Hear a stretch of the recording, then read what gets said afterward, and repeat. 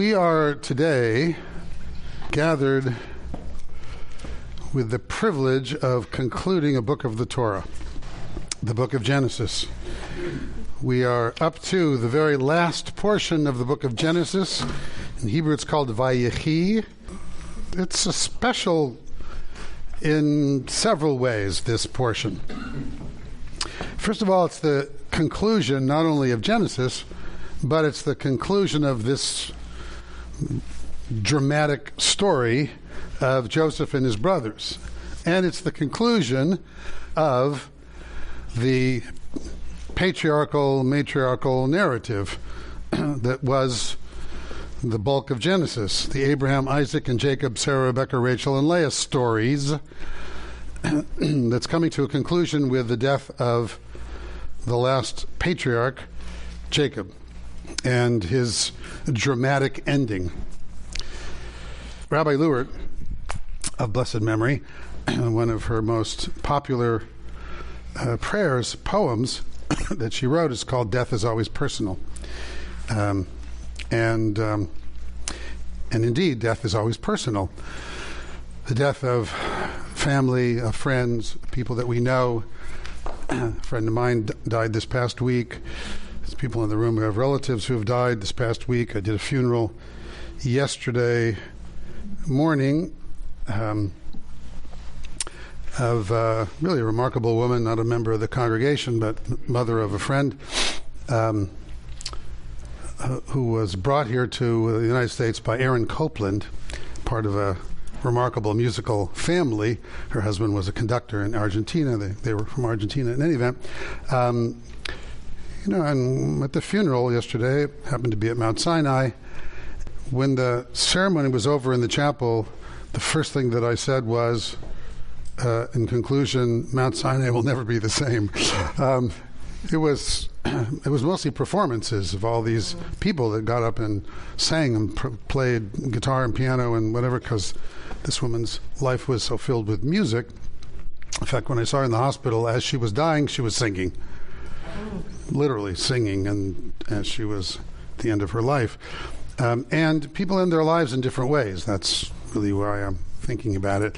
Some end their lives privately and quietly. Some end their lives singing, believe it or not. And some end their lives surrounded by family and friends. My grandmother died. It was one of those scenes where my family was there and grandchildren are there, and my sister who lives, one of my sisters, I have three, my sister who lives in Puerto Rico was on her way. So my grandmother's out and, dying and in a coma, and so we're telling my grandmother, of course, Debbie's on her way, Debbie's coming. And as often happens in life with many people, so my grandmother waited, She was there and waited and waited and waited. Debbie shows up, comes over, puts her hands on Grandma Ernie and says, "Okay, I'm here," and Grandma Ernie dies. So, many of us have had experiences of family and friends and at the end of their lives with very powerful connections. The reminder that we're more than just this. We're more than just our physicality, which is always important. And much of what happens emotionally and spiritually and around the end of life has to do with issues of legacy. What are we leaving behind? Sometimes it's who are we leaving behind? And it's the question, and certainly in Jewish life for several thousand years has also reverberated the challenge to live a life so that your legacy is something that matters, and to raise the questions while you're living of who do I want to be? What legacy do I want to leave? How do I want people to remember me? If we had a class on death and dying and I had everybody write their own eulogy, which is a fun thing to do, to write your own eulogy, say, well, how do you want to be remembered? If you got to do it, Not a bad idea, by the way. Write your eulogy and then leave it for someone, for those who are coming after you, so that they say what you want to have said about you. Because I'm always sitting with families going, well, what do you want to make sure gets said about your dad, about your mom, about, and it's the worst time to be thinking about it when you're in the midst of that shock and grief and all the decisions you have to make. Well, this week's Torah portion is about that. It's not only the end of Genesis, but it's also this unique drama of Jacob talking to all of his kids and leaving his own sort of legacy, writing his own legacy. And in fact, this is his legacy. What distinguishes Jacob from Abraham and Isaac? Well, what's one of the things that distinguishes Jacob from Abraham and Isaac is that Abraham's name is Abraham, and Isaac's name is Isaac, and Jacob's name is what? Israel. Jacob, Israel, Jacob, Israel, Jacob, Israel. And what's the difference between his name Jacob and his name Israel? Yeah, Jacob, he got that name from his parents. Israel, he gets that name allegedly from God. It's like tapped by the divine. And more than that, Jacob gets this name, Yisrael, literally a version of God wrestler, as a challenge, not just as a reward. It's both a reward and a challenge. Names carry power. Names have a sense of connection beyond today, beyond this moment. We each have our own relationship to our own name or names, and everybody has more than one name, unless you're Madonna or Cher, or then maybe you have one name. But yeah, my name became Rabbi about 43 years ago. Rabbi. And you often mention in your sermons that we all have three names. One that we're born with. The name are. It's a favorite baby naming conversation. Yes. We have at least, Jewish tradition teaches we have at least three names: the name our parents give us, the name our friends call us, and the name that we earn for ourselves. That's the legacy part. That's here's Jacob at the end of his life, surrounded by his kids, grandkids, dying in a foreign country, dying far away from his home, quote, dying under the patronage of his son, dying, in a sense, stranger in a strange land. And so we'll see maybe we'll see if I ever get to the text, we may actually see what he says as he's coming to the end of his life, too. But this legacy, for us, this legacy meaning the scroll that's behind over here, the Torah itself is a legacy. These stories are our legacies. And one of the legacies we leave when it's the end of our lives, hopefully, are stories, our own stories. Go to funerals. What happens? People tell stories. Every funeral, I'm always telling people, there's no way we can capture 90 years of someone's life, 80 years of someone's life, 20 years of someone's life in a few sentences.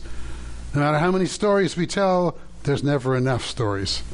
Because every day is a story. You're going to tell a story for every day? And every one of us has multiple stories. So we could go to a funeral, have everybody in the room get up and share all their stories. Still, that's not the person.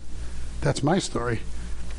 That's the fun for me, fun I use in quotes, of the irony always of sitting with families talking about anticipation, preparing for a funeral. If they have several siblings or children, is the challenge of always recognizing that everybody grew up in a different family. Tell me about your father. And the siblings are looking, going, what family did you grow up in? Who are you talking about? Like 100% of the time. almost 100% of the time. 99% of the time, it's like, what? What do you know, that wasn't my father. That wasn't my mother. That wasn't my... Because we all see through these. These are our lenses. This is my lens. I see the world filtered through my own experience, through my own lenses, and there's no one else in here but me. Well, that I'm aware of anyway. There may be some other people in here, but I'm the only one. I keep the other ones out as much as I can. Yeah. We don't talk about death and dying very much. It's still a taboo subject in some cases.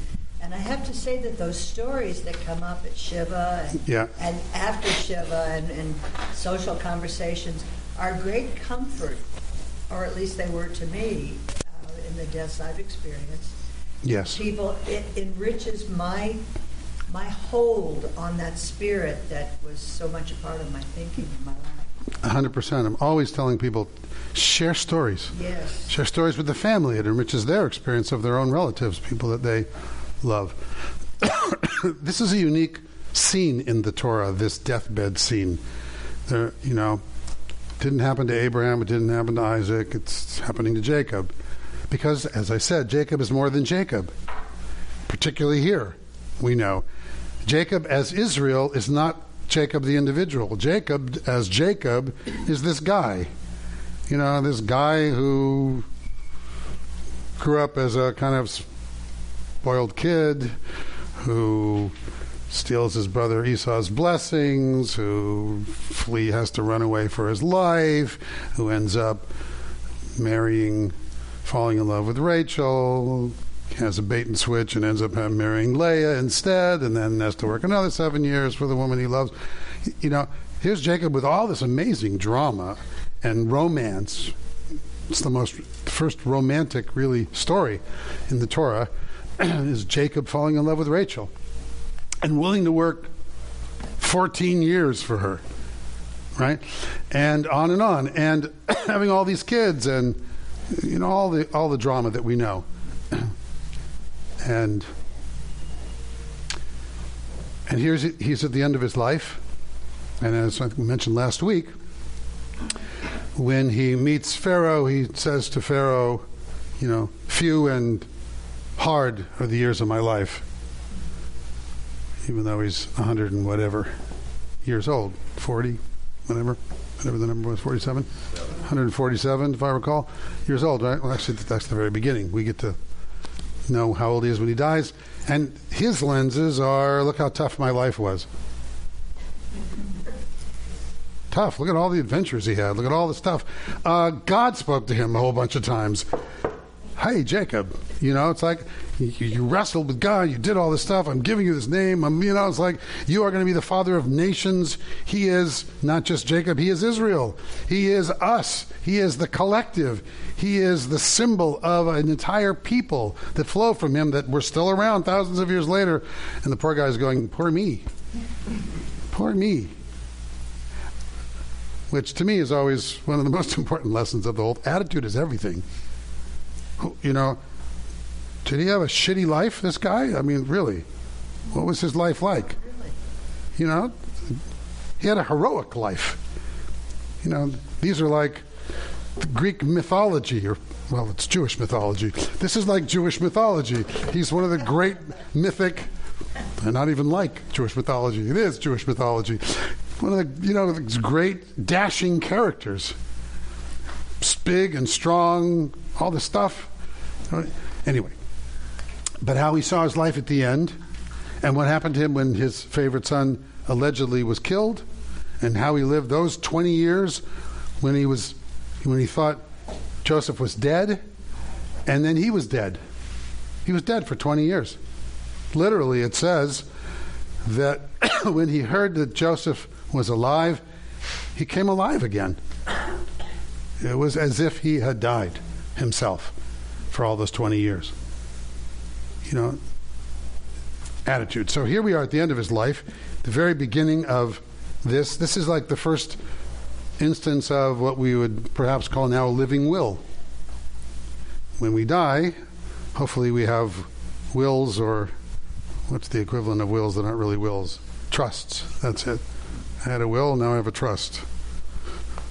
which supersedes the will, which is silly because it was the same stuff in both. Anyway, what have I got to give?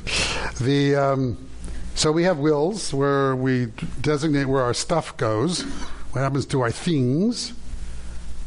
And then in Jewish tradition we have living wills. We have ethical wills, which is really what the legacy is about.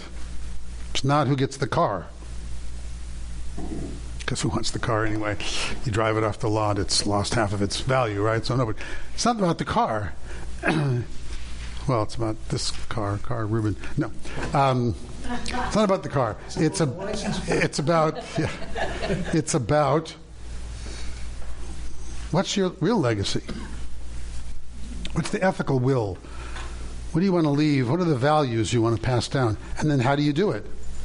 In this story, excuse me, on the one hand, it's as if Jacob is predicting the future.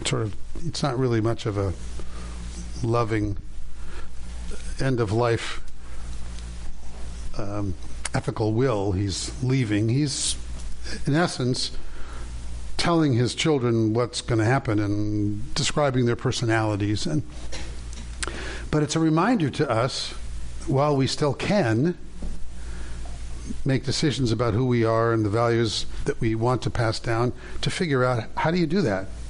How do I live my life in such a way that my daughter learns the lessons I would like her to learn? Most of which is frankly out of my control. By the way, I just figured I would admit that part. But it's always like amazing and refreshing and startling when Gable will see us at all. No, well, Gable will be with us, and she'll make some comment about something that she's doing with her animals or helping somebody. Gable's always helping other people, and say something about that, because, of course, that's what she saw growing up, that she'll actually acknowledge that something that Didi or I did, she used as a model. I mean, that she just acknowledged it. That was really the point, which was very nice of her, and she knows it's nice of her, which is why she does it, because then she asks for something. But, because she's not a dummy. In any event, it's just nice, as a parent, to sort of get a little positive feedback here and there, because you do what you do, and everybody, is a different person. They're unique, and everybody has the flip side of what I was saying before about all kids experiencing their parents differently is the same for parents and kids. That you have people who have lots of kids. Some of you in the room have a number of kids. Know that just because you had them all doesn't mean they are all the same, at all, right? And they're like doing what they're doing. They're like, where'd that come from? Where'd that person come from? How is that person mine? And it happens all the time, and sometimes in very dramatic ways, of course. We have, we won't go into it because we all know what I'm talking about.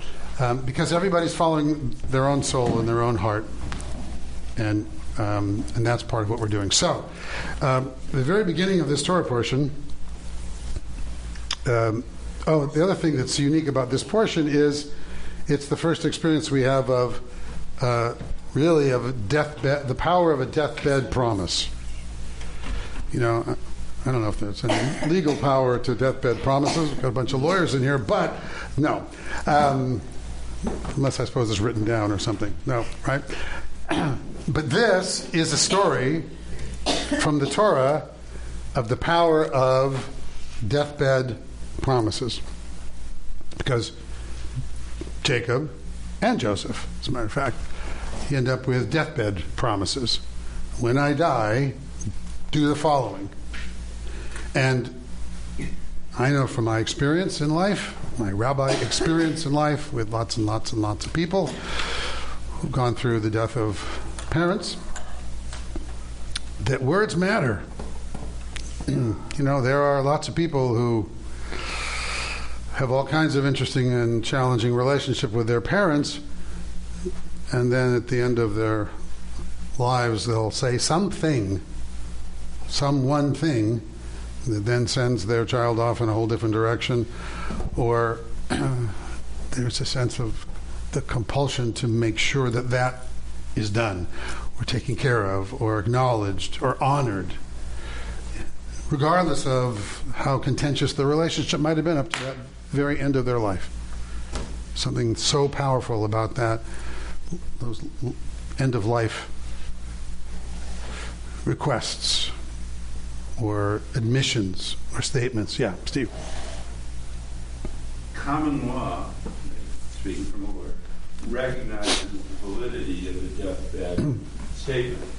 There is, you probably all know that hearsay is inadmissible, but there's an exception to hearsay rule, which says a dying declaration. Someone who, by all accounts, is on the verge of death and makes a statement. The statement can be really important, like, he's the guy that shot me. Right. And that becomes admissible because the law recognizes the idea that if someone has nothing left to live, they got nothing to lose, and they're dying, it's their last breath, that has some more credibility than just a guy, saying, "Hey, he told me that this guy shot somebody." So, right. What you're saying is codified in common law. What if they're senile? What if they're what? Senile. Well, I mean, look, you can look at all kinds of exceptions and say this guy was wacko or whatever, or he was under the influence of drugs. But if you can, and that would be not so much a question of whether it's ever admissible, but how much weight to give it. But if you can show that someone is a relatively sound mind and they had no hope of living, it was the end, then that statement is given more credibility. Understandable. So, you want to read the text? So I'm going to read the text. So, turn to the very beginning of the chapter, of the portion, because, you know me, I can just keep talking and never even read one line of the Torah that we're allegedly studying. That says, oh, by the way, just one more thing. Did you see a squirrel? Just one more thing, yeah. Genesis began. How did Genesis begin? Creation of the world. Creation of the world. And how does it end? Death of Jacob. Death of Jacob and another creation. It begins with the creation of the world. It ends with the creation of the Jewish people. Right. We're now about to be launched as the Jewish people in this parasha. More than just the physical body, descendants, children, whatever. That's part of the adoption that goes on here of Joseph's children by Jacob. So, Jacob lived, look, I'm reading a line of the Torah. Vayechi Yaakov. Oh, the other thing that's interesting is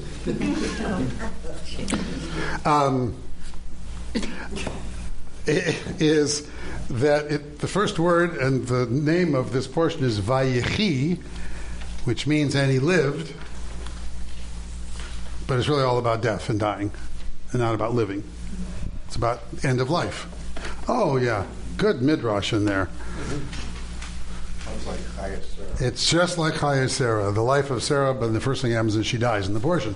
And since I don't want to do that, since we're talking about funerals and death and dying today, the rabbis say that it's called Vayechi Yaakov, and Jacob lived to remind us two things. Thing number one is, when it says Jacob lived in the land of Egypt for 17 years, that living here doesn't just mean his physical existence. He really lived those 17 years.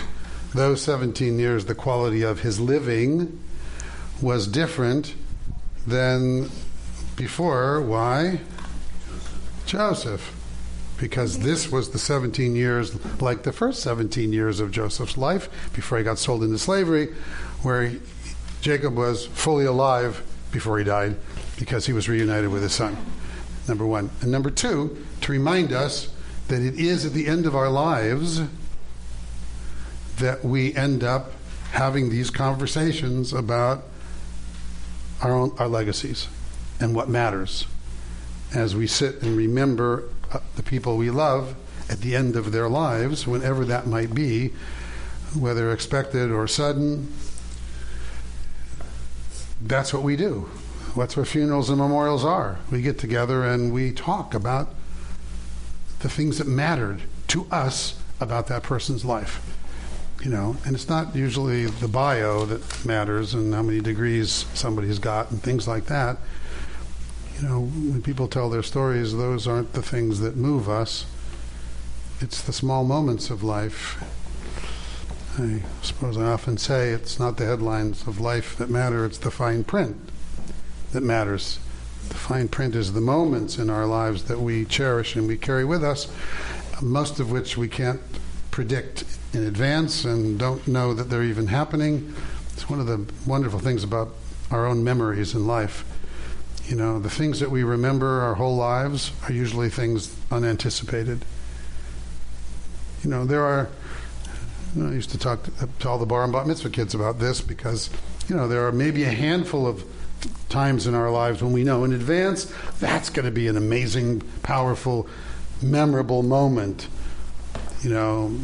My bar mitzvah or my bat mitzvah or my wedding or giving birth to this child, or my graduation from something remarkable that I spent a lot of time becoming, or I became a rabbi. My ordination is fixed. That moment, that ceremony 43 years ago is fixed in my mind. That was a powerful experience for me after the 5 years of rabbinic school and on and on.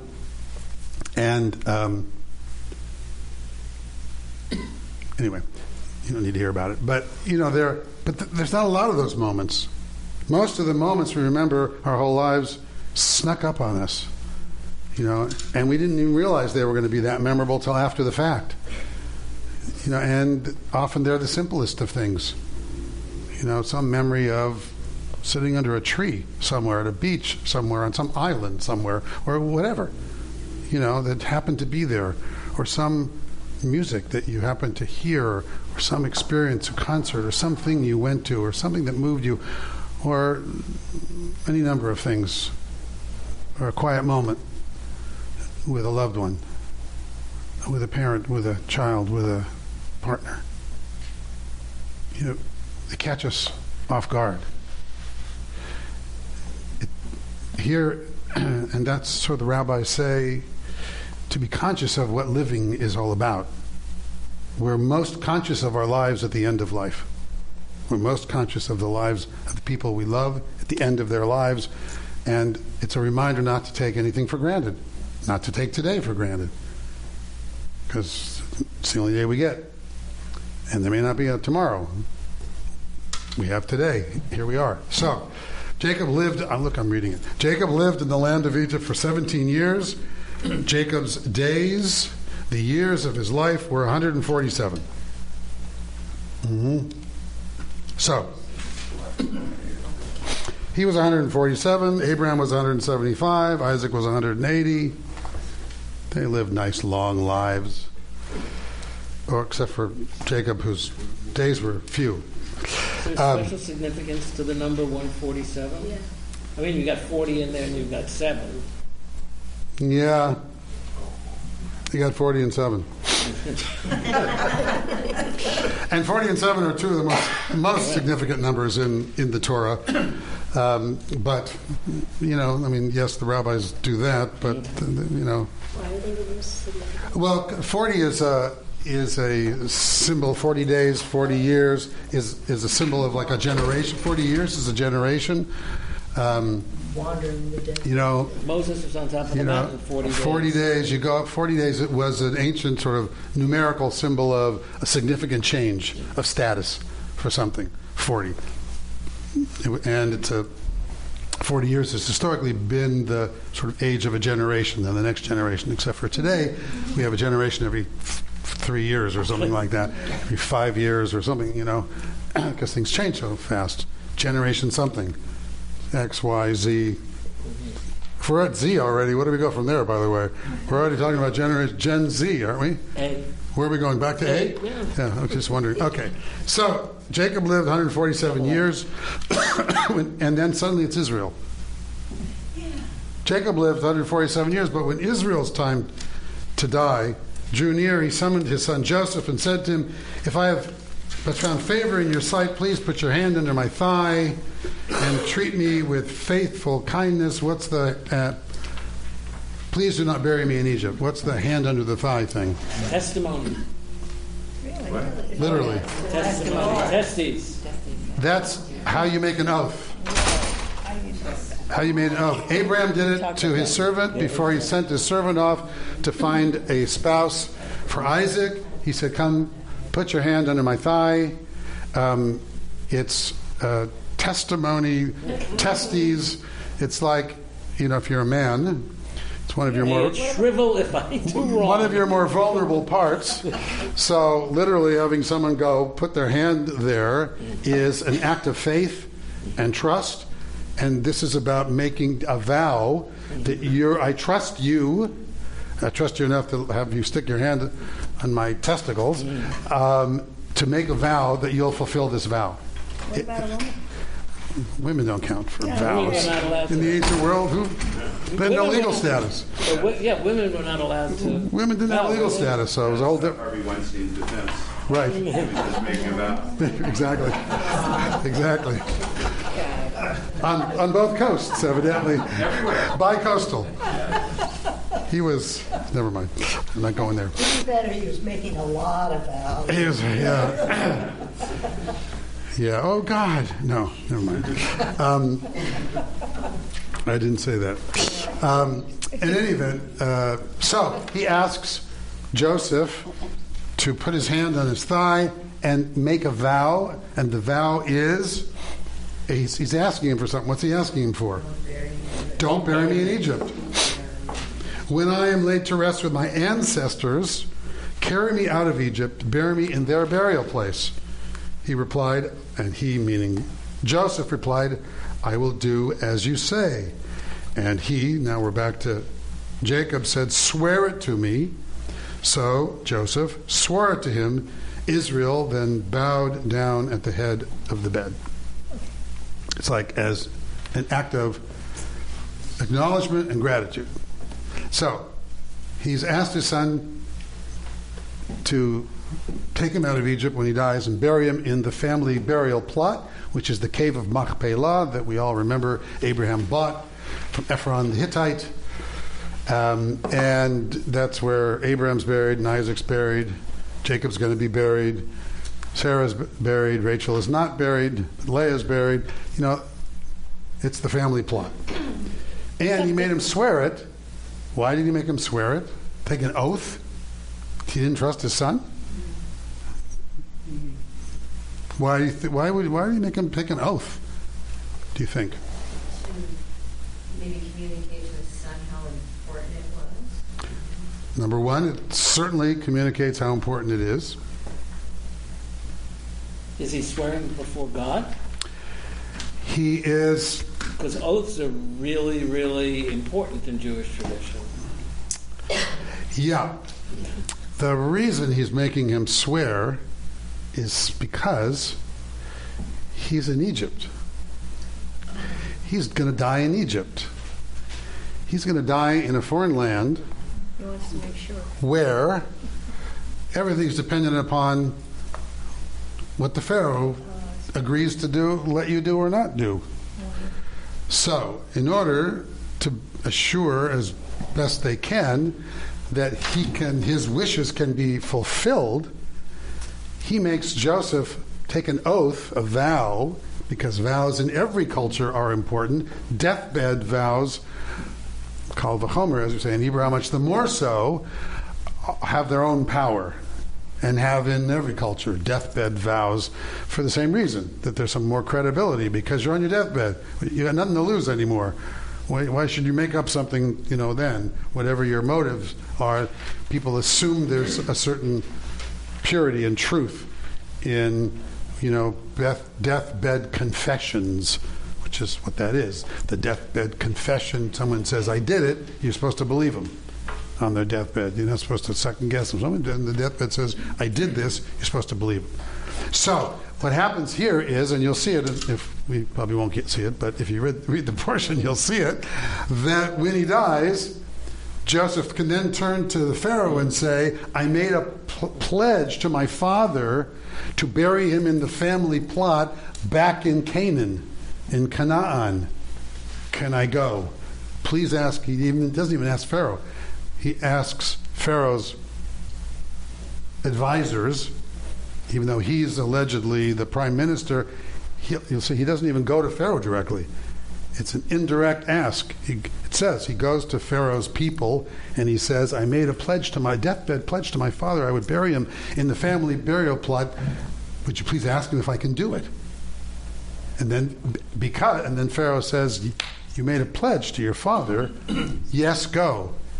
And Joseph and his brothers all go, but they leave their kids behind.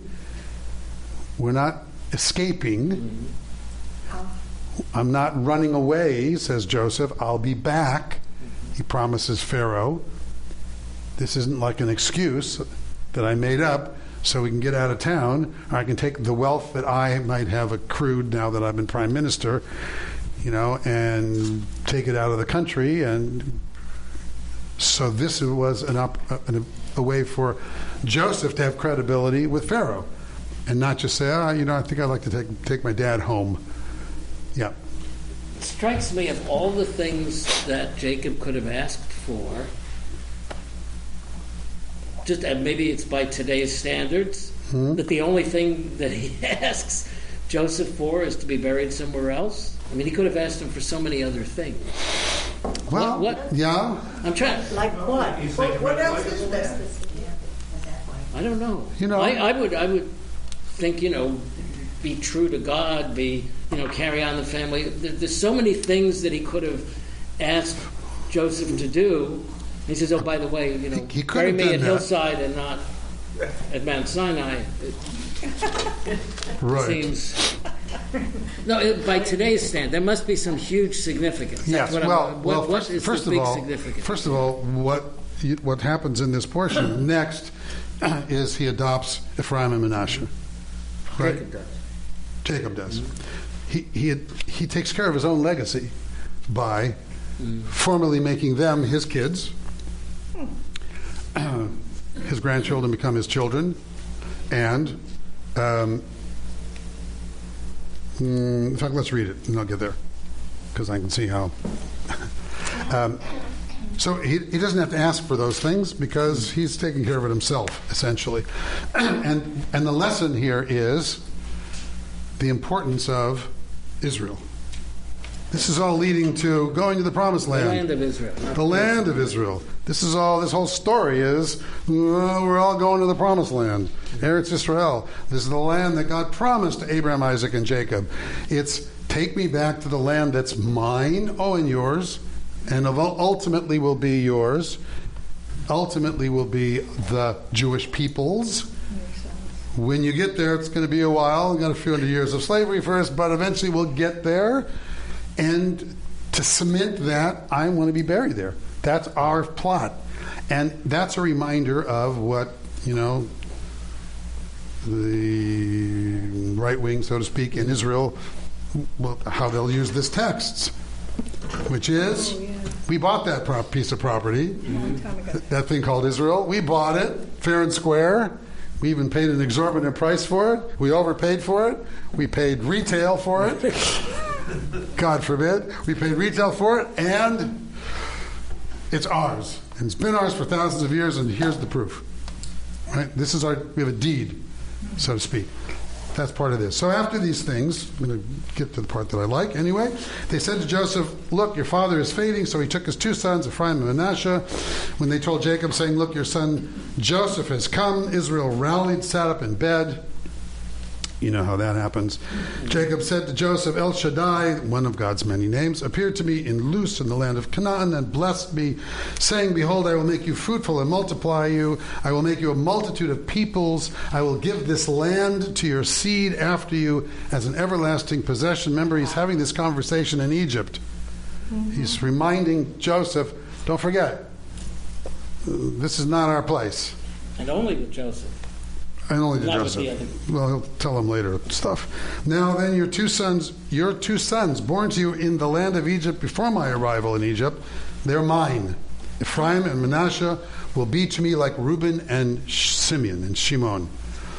But your progeny, whom you engender after them, they're yours. They will be called by their brothers' names in their family allotment. And I, as I'm coming from Padan, Rachel died in the land of Canaan on the road, only a stretch of ground before reaching Ephrat. Ephrat is a modern Israeli city. Today I buried her there on the way to Ephrat, that is Bethlehem. I used to walk to Bethlehem from Jerusalem when I lived there. When Israel saw Joseph's sons, he asked, who are these? Obviously they didn't have a close relationship. Actually, that's not it. Just like Isaac at the end of Jacob's life, he couldn't see. His eyes were dimmed. He couldn't tell who was who. Remember the famous bait and switch of Isaac, thinking he's blessing one son, and it's Jacob, of course, who lies to him and says, "Yes, I'm Esau. Bless me, Daddy." Who are these? Joseph said, "They're my sons, whom God has given me here." Jacob said, "Bring them to me, pray that I may bless them." Israel's eyes had grown clouded with age. He could no longer see. Joseph brought them over to him, whereupon he kissed and hugged them. Israel then said to Joseph, "I never expected to see your face again, and here God has shown me your progeny as well." Imagine what he was feeling at the end of his life. Joseph then removed them from his knees, bowed down before him to the ground. Joseph took the two of them, Ephraim with his right hand to Israel's left, Manasseh with his left hand to Israel's right, and he brought them close to him. But, of course, as has been in every single generation up to now, it's the younger who takes precedence over the elder. So Israel goes, instead of blessing them like this, which would have been the way they were set up, oldest, youngest, he went and gave his primary blessing to the youngest. That's how it's worked in every generation. Israel stretched out his right hand and placed it on Ephraim's head, even though he was the younger, and his left hand on Manasseh's head, crossing his arms, though Manasseh was the firstborn. He then blessed Joseph, saying, "The God before whom walked my fathers Abraham and Isaac, the God who has shepherded me ever since I came into being until this day, the angel who has rescued me from all harm, bless these lads. Through them, let my name and the name of my fathers Abraham and Isaac ever be recalled. Let them greatly multiply within the land." He's given a lot of blessing to these little kids, Ephraim and Manasseh. When Joseph saw that his father had placed his right hand on Ephraim's head, it seemed wrong to him, so he took hold of his father's hand to move it from Ephraim's head into the head of Manasseh. Joseph said to his father, "Not that way, Father. This is the firstborn. Put your right hand on his head." But his father refused, saying, "I know, my son, I know. He too shall become a people. He too shall be great. Yet his younger brother shall be greater than he, and his seed shall become a multitude of nations." So he blessed them that day, saying, "By you shall the people of Israel give their blessing," saying, this, of course, is one of the punchlines of this whole portion. Jacob says, "Through you, Becha Yivarech Yisrael Lemor." Through you, Israel will bless, saying, "Yisimcha Elohim ke'Ephraim u'cheManasseh." May God make you like Ephraim and Manasseh. And he put Ephraim ahead of Manasseh. So, as many, if not most of you know, this then became the primary Shabbat, Friday night, here it is Friday night blessing for boys. The Friday night children's boy blessing of Jewish tradition is to repeat these words that Jacob gave to, and say, put your hands on your son's head, and say, "Yisimcha Elohim ke'Ephraim u'cheManasseh." May God make you like Ephraim and Manasseh. It's not, "May God make you like Abraham, Isaac, and Jacob." It's not, "May God make you like Moses." May God make you like King David. It's, "May God make you like Ephraim and Manasseh." Of all the people in Jewish history, two people that most Jewish kids don't even know about, have any clue who they are. You want me to be like Ephraim and Manasseh? So the obvious question that many of you know the answer to is, why Ephraim and Manasseh? Why are they the ones that we say we like our sons to grow up to be like Ephraim and Manasseh? And the answer is? To the next generation. They will carry on the family. The answer is, who are Ephraim and Manasseh? Egyptians. So who are they? They were born in Egypt. Mm-hmm. They are the sons of whom? Israel. They are the sons first of Joseph. And Joseph's wife, who is? Egyptian. The daughter of an Egyptian priest. Her name is Osnat. She is the daughter of an Egyptian priest, one of those famous interfaith marriages we hear so much about. So, here we have Ephraim and Manasseh, first kids born in the diaspora, the first children born outside of Israel, born in Egypt, his mother isn't Jewish, by the way. Yeah. Just saying. Mother isn't Jewish. For all those who were upset my whole career that I was so involved in marrying. Anyway, so, and they become two of the tribes of Israel. Even though they have every reason to have nothing to do with Judaism, the Jewish people, Israel, the collective Israel people, at all, where did they grow up? For God's sake, their father was like number 2 in Egypt. They grew up in all the wealth and the riches and the, in the palace. They're like in Buckingham Palace, these two. They're growing up. They're the kids in Buckingham Palace, running around with, TMZ following them everywhere they go. Tell me, look what happened to Ephraim. He was out there with Susie last night, doing drugs or whatever it is that they're doing. And yet, even though by all expectations they should have assimilated, disappeared, said, you want me to go to this funky, shepherds in where you came from, Grandpa? No, I don't think so. You don't know how I'm living my life in the riches of the palace. And yet, Ephraim, not only that, Ephraim becomes, in Jewish history, the primary northern tribe. Judah, the tribe of Judah, becomes the primary southern tribe, from which we get our names, Jews. We are Yehudim, from Yehudah, Judah.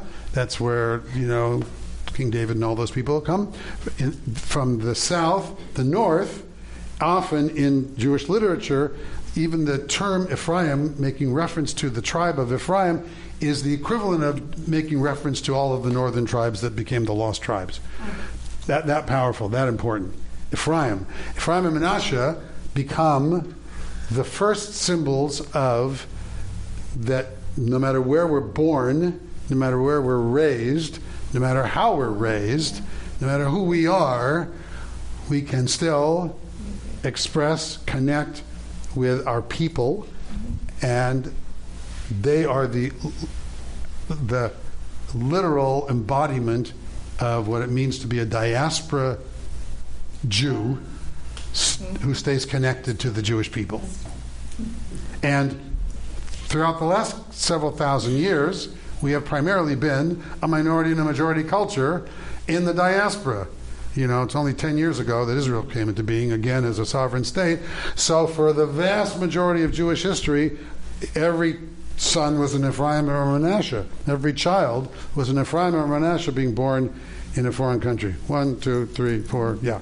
Joseph picked Ephraim as the favorite of the two, the better of the two, because he crossed his hands.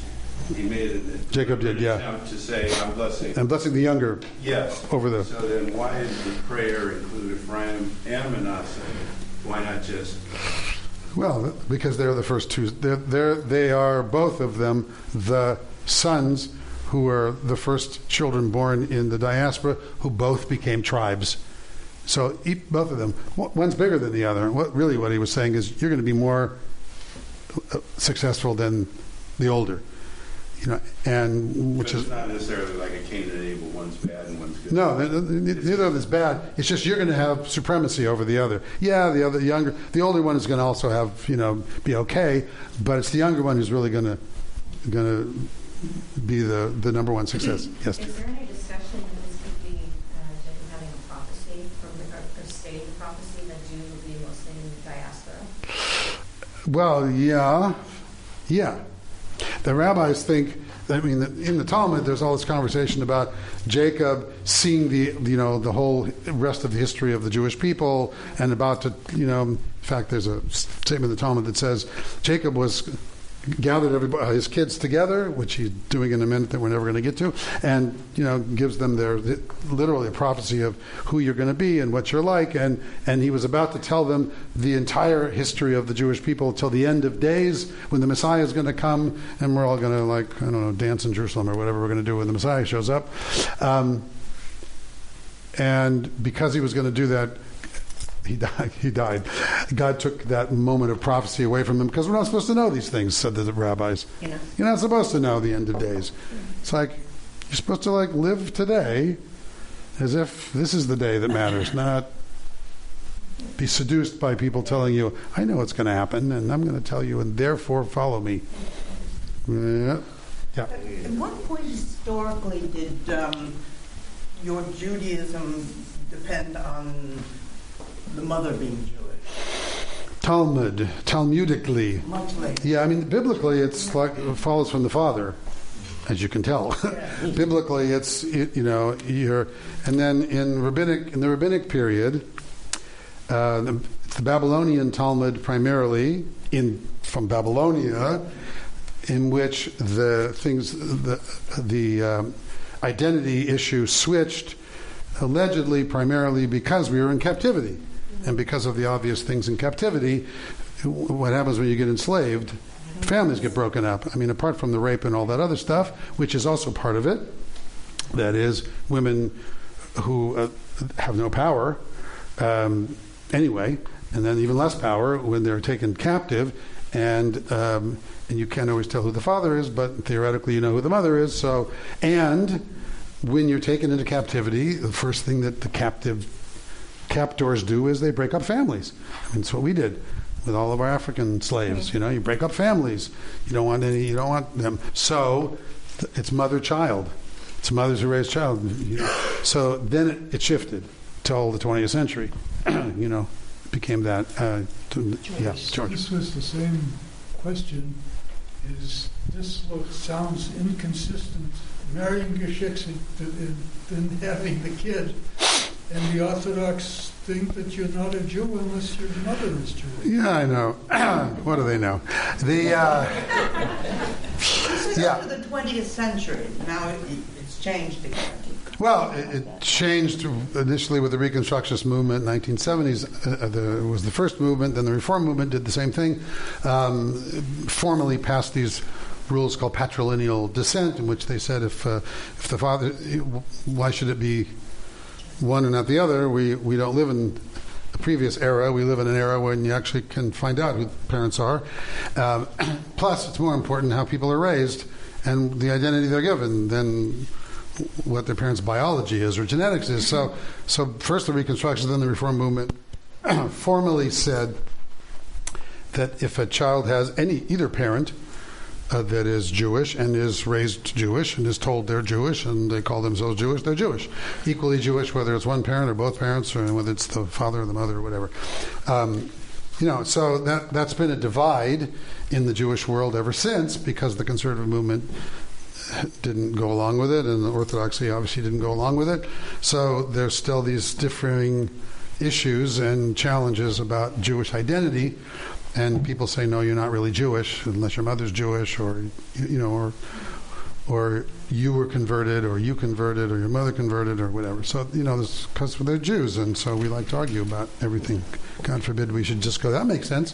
But and really, literally, I mean, I have to say, when I was ordained in 1976.